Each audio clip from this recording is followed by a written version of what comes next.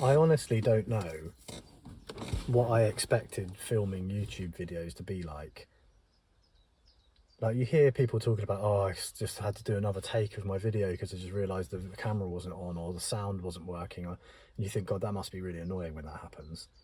But it probably doesn't happen that often.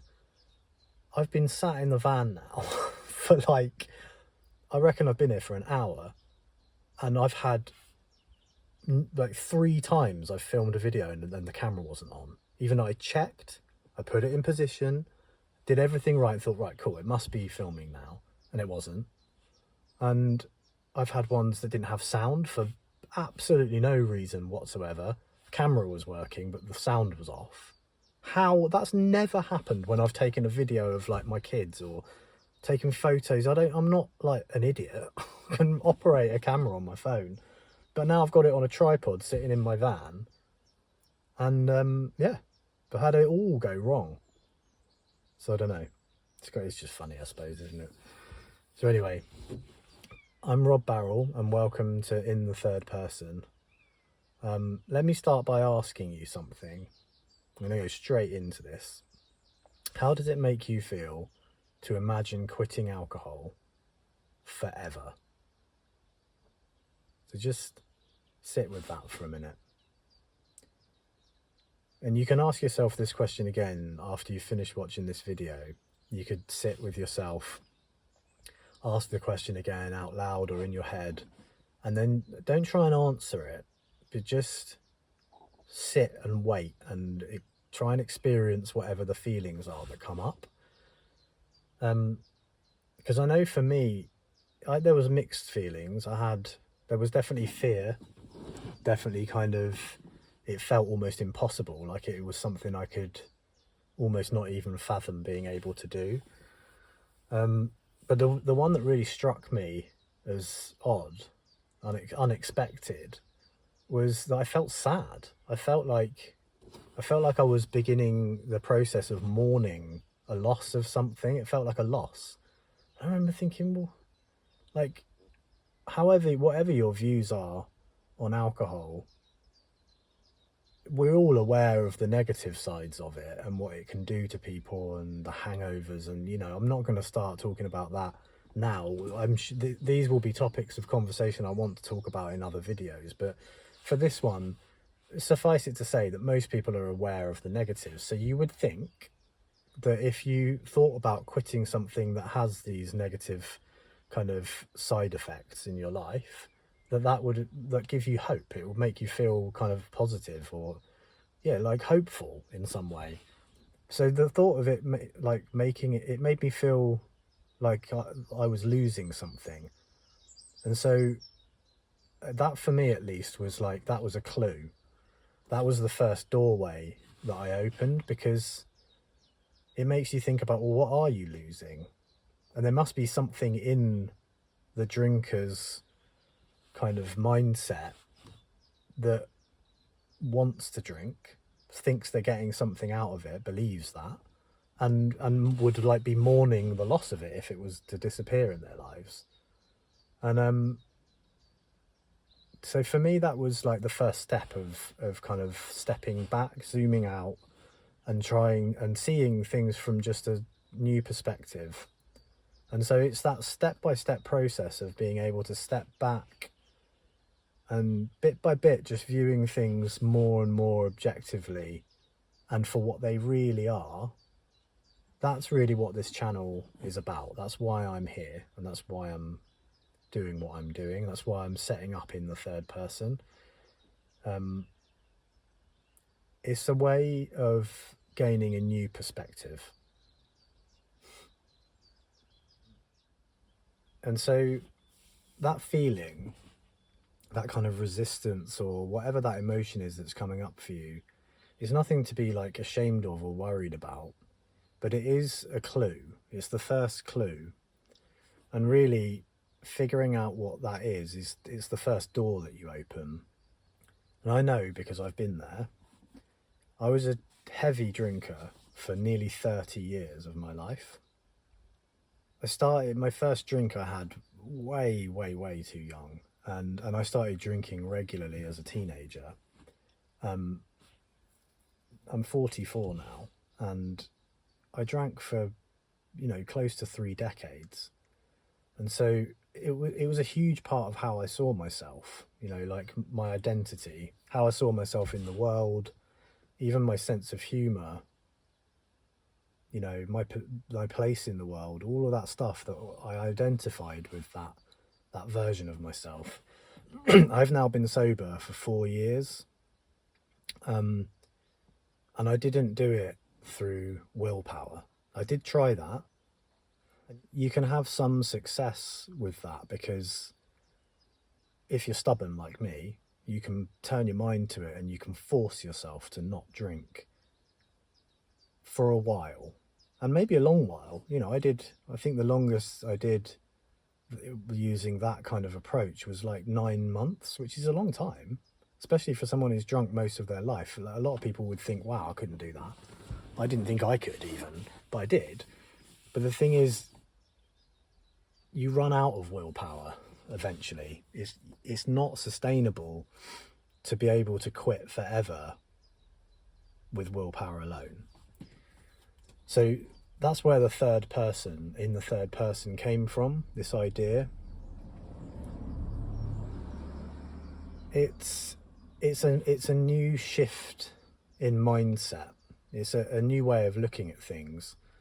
And so I began seeing myself in kind of 3 parts. There's the child version of yourself, which, however chaotic your childhood was, and I do understand that people have all kinds of chaotic things happening in their childhood, but I think it's pretty safe to say that most people didn't drink when they were really, really little, when you're an infant, and certainly not when you were a really young child. It's probably quite unlikely. And you weren't, and even if you maybe were exposed to it in that part of your life, it's unlikely that you became a drinker at that point. So there's a younger version of you that didn't used to drink. And so that's the first kind of process of zooming out a bit and separating yourself objectively, to be able to look at that part of yourself, is there was someone that used to exist before alcohol had anything to do with it. So that's a good way to start to disidentify and step back a little bit. Then there's the second one. There's the non-drinker, the child, and then there's the drinker. Now this is going to be different for everybody, when that started, how it started. Some people maybe even don't even really see themselves as a drinker. But if you have alcohol in your life, then that's what I'm talking about. I'm talking about the version of you who drinks socially, however you do it, the drinker. Okay, so you can then view yourself as that separate entity as well. And then if you think about it, where you're viewing that from yourself, is like a third person perspective of looking at these 2 other versions of yourself. And also, like, the third person, it can be who you can become. Maybe you're already on that pathway and you're heading towards, a life of sobriety. Maybe you're just curious about it. Maybe you're not, but that is somebody that you could become. It's the potential, and maybe where you're already heading. Now, we all know the phrase to talk about yourself in the third person, or to talk about someone else in the third person. You and I are having a conversation and I refer to Rob, me, as a separate entity, as a third person. And it's a good way to kind of disidentify yourself from the topic of conversation. It's a tool that people can use for that very reason, so that you're, in that moment, you're not identifying with that person. You're showing that you're viewing them through a separate and more objective perspective. And so that's what in the third person is about. It's about zooming out and giving yourself a new view of yourself as a drinker, as a child before you were a drinker, and of who you maybe now are, or who you could become. Seeing this yourself in that way, it just gives you clarity. It lets you separate from that identity, and that often for people, that identity can feel really stuck. You can be doing things you didn't want to do, behaving in ways you didn't want to behave, even thinking thoughts you don't really want to think, and you can feel stuck in that and trapped in a society that has its own ideas about what drinking is and whether or not you should do it. So you can separate yourself from that, which is really powerful. You can zoom out. And this channel is where I share ideas and talk about my experiences, and things that have helped me on that pathway. As I said, 4 years now, and I've learned a lot, and I've thought about this a lot.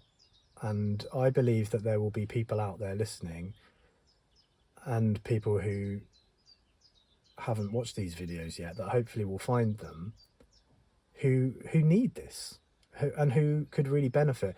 Even if you're a drinker still now and you're not even considering the idea of quitting, you still could learn something, because it will just give you a new perspective on yourself as a drinker. You could still carry on drinking if that's what you want to do. It's not for me to say. I don't judge anybody about drinking. If I have friends still drink, I know lots of people that still drink. It's everywhere in the world, and I don't judge anyone for it. I'm most certainly not, the kind of person that, oh, I've quit alcohol, now I'm going to start standing on a soapbox and preaching to everybody about that they should stop. That is not my message here. But I do think that there will be people out there that could learn from it. Some may really need it and it might help them on the pathway. Others, maybe it just gives you a bit of a better perspective of what you're doing and why you're doing it, which is always useful, just as in life in general, to have that kind of those new insights. So that third version of you, it's not about like perfection. It's not like I have, removed all the stains from my soul and I'm now living this kind of angelic version of myself. It's about understanding it's about healing. It's about healing, and it's about believing in who you can become. It's about realizing that there are other possibilities in your life. There are things that you could do that you didn't think you could do. So it's gaining a new perspective, basically. And so if any of that has resonated with you, then please stick around and hit the like button, subscribe, please. And remember, you can breathe in, you can zoom out, and you can believe in who you could be.